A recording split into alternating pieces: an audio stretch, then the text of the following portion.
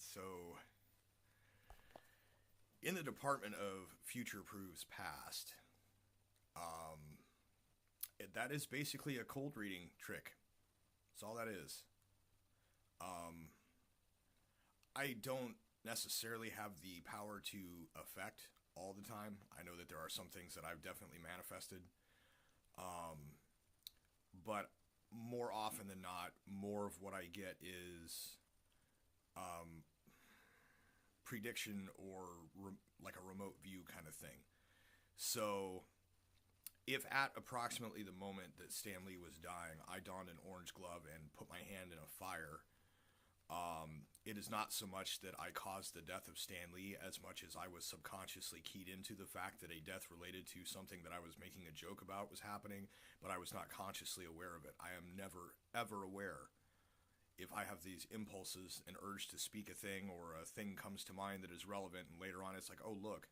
I mean, I've had, a song play in my head, and then I go out and get in the car, and it's exactly in time with what's on the radio. So either I'm receiving radio, or I'm just kind of, passively aware of certain things. That is what clairsentience means. So it's not that my actions performing a ritual or whatever necessarily, in that case at least, it was more of a how do I say it, incoming instead of outgoing.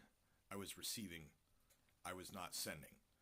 So that's basically what a cold read is. That most people don't have an innate sense of of prediction like that. I don't use it. I don't tell people when it strikes me most of the time because they won't believe me. Even if I prove it, they won't believe me. That's how you know it's real, because people are so just blown away they cannot accept it. However, what people can accept is the thing that they want to be true being confirmation bias confirmed using a cold reading trick. So if your belief was that I have evil magical powers and the ability to kill people with my mind or whatever, you would, if you previously believed that and I falsely confirmed that for you, you could accept that because it's not really real. Your imagination's suspension of disbelief is not really, affected in the same way. Whereas, aliens landing or, other like very real events happening, people would have a seriously hard time believing it. When you try and convince them that Russia bullshit was just some bullshit, they won't even listen. And that's just about a political lie. So if you had direct proof of something far deeper or greater that would just wreck anybody's worldview, they're not going to believe it. That's human nature. That's part of it. So anyways, I just wanted to say something about that because the Q is going to get disproved really fucking quick. There's a lot of things going to happen that are not what were supposed to happen according to Q, and they're probably not good things in general. Julian Assange is just the start. So anyways, it's been a while since I've updated. I haven't had a lot of time. I've been working, I've been sleeping, dealing with some, what shall we say, interference. But not in anything that can be really YouTubed. So, anyways, yeah, I just wanted to say something on that with the fact that was basically a cold read. Now, that said, I do have the ability to attract and manifest within my life certain ways. I also have this innate ability to kind of sense something in an ironic way, which, as it happens, fits very nicely with the manifestation.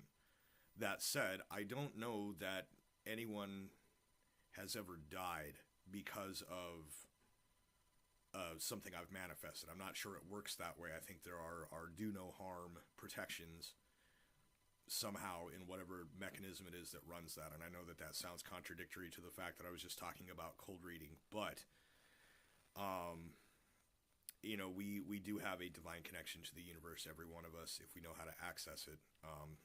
You can't dial it up and order some freaking pizza, as it were, and have it delivered directly to your doorstep for a definite price. That is not how it works. But there are, ways to affect things. The butterfly effect is the best way to describe it, that you can make a small adjustment via manifestation or attraction, something that simply causes a shift of some sort, and that can lead to a greater manifestation of something else that you might later on be after. Or it could be a matter of sensing the weak spot and moving something in the vicinity of the weak spot in causality for the purpose of later manifesting something else out of the cascade that occurs because of that. But again,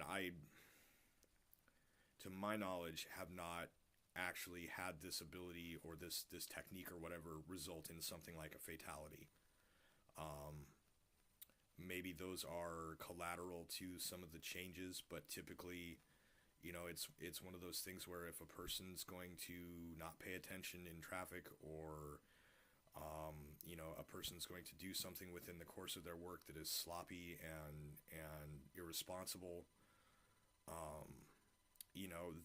they make a choice to do that on some level. So it's not like the causality possessed a person and forced them into a situation that caused an accident or did a thing or whatever. Like that is not how that works. The people still have to make a choice. It's just depending on what they're given to choose from at the moment, I suppose, is something that can be affected by that type of manifestation. But anyways, yeah. So, what I was referring to, the things that I was specifically actually intending and focusing on during those videos about the Fire Gauntlet and Pay the Piper, were not related to Stan Lee. They weren't related to anything to do with it. I just cracked a joke on the idea of using a mystical and deep power, and the fact that I was wearing this orange gauntlet on my left hand while doing it. I thought that was kind of cute. And so as you can see, I took that and the next day found the news and used that as a cold read. But oh my God, no, I did not go telling people. I made those videos. I did not share them. I didn't tell anyone. The simple point was I saw the opportunity to use that cold read, LARP it, and make it seem realish. So, if you didn't go beyond the surface, if you never investigated the deeper philosophy of premonition, that's one of my favorite things that I got from Dune was the rhetorical question that is asked is by gift of the oracle, are you causing it? Because once it's been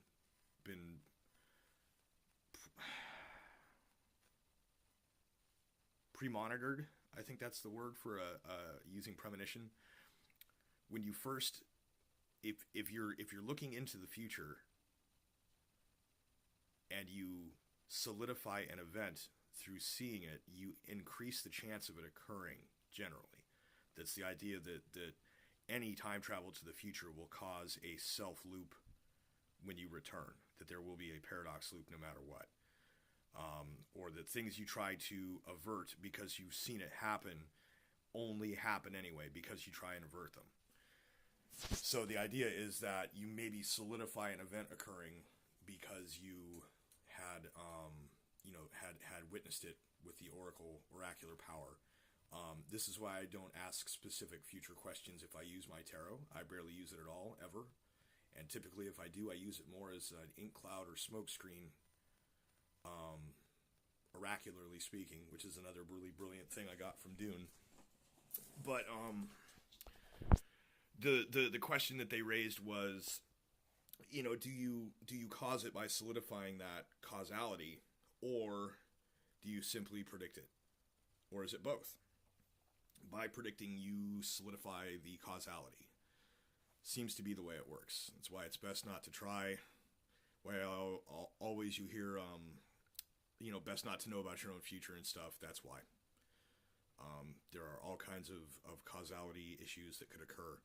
So anyways, that's the thing, is that if you're witnessing something in the present that is occurring, and you intend a slight change manifestation based on that, it is possible to affect some things, but it's not direct, it's not accurate, it's not anything along the lines of make a Thanos joke and then watch Stan Lee fucking turn into sand. That was not even what I was thinking. So unless you're willing to consider the possibility of accidental use of a power like that. I don't. Such a power existing implies a higher aspect of consciousness to the universe that I do not think would allow for accidental shit like that. That's just not how it works. Otherwise, all sorts of other things would have manifested that haven't. So, because believe me, I tried. It seemed like maybe accidentally doing it would be the way to get it to work, and that didn't really do it either. Has never works right. So, anyways, this is getting long. I'm going to let it go and upload. But yeah, that was totally a cold read. That was not a legit thing. There was no actual magic ritual performed other than me starting a fire in my fireplace. But as you could see in the third video as well, I did not set that up. That was just where the DVD was at. My wife put it in. I did not. She went to work and it was still playing, and I walked in at just a point that there was a nice little irony behind it. That's typically the way it goes. I'll walk through a room when somebody's watching, they'll pause it, there will be something entirely appropriate on the screen in the subtitles that they don't notice, and somebody talks to me about something, and all I have to do is say what's on the subtitle on the screen, and it is the appropriate answer to their question. And then I'll point at the screen and laugh, and they won't get it. But it happens every time. So, that's kind of along the same lines as the hearing the song before it's on the radio, and accidentally saying ironic things unironically that end up having some truth to them or whatever. So likewise, that use of cold reading upon yourself, I suppose, is one way to affect that manifestation. But again, it only has certain effects it can really work out. But that's what's being used on people is stuff like that. The willingness to believe in something, but the real craziness becomes hard to believe. Some of the few instances of real protective wards that I've cast having real effects on people is very hard for me to believe, and certainly nobody believes me when I tell them about it, so I just don't. That's why occasionally I'll have things on here, because I know that effectively nobody watches this YouTube channel but a couple people. So, it's whatever it is. But now we're getting on 13 minutes, so I'm going to be done with it. But yeah, it's the cold read that's being used on people. The power is real, but not like that. And that's the whole reason that initially that I felt like Q had been speaking my language, was that they were using things, not just like the cold read, but other conceptual things. I'd have an urge to say the word boom on Zanga back in the day. We're talking 2008 and before. I would just be like, I get on there and say boom, and then it would turn out there were, some news story would break at the same moment, some event would happen at that time. I don't know that I was causing it. I don't even know that at the moment, having an oracular, present, real-time view of something, I don't think you can solidify the causality of something that's already in progress, right? So all it is clairsentience, really, at the root of it. Just having an innate sense of what something is or what is going on with it. And it isn't even conscious sometimes, because if I had the context, if I was following the life of Stan Lee and this urge to make a Fire and Infinity Gauntlet joke still occurred somehow, then maybe I would, know what was going on there. But at the same time, if I was doing that, the likelihood of me having the fire with the gauntlet and thinking about this other thing might not have been there. So I would have averted the accidental irony, but I would not have averted the actual death, if that makes any sense. So, yeah, that's what it is. I'll leave it at that. I think I'm going to call this one a cold read.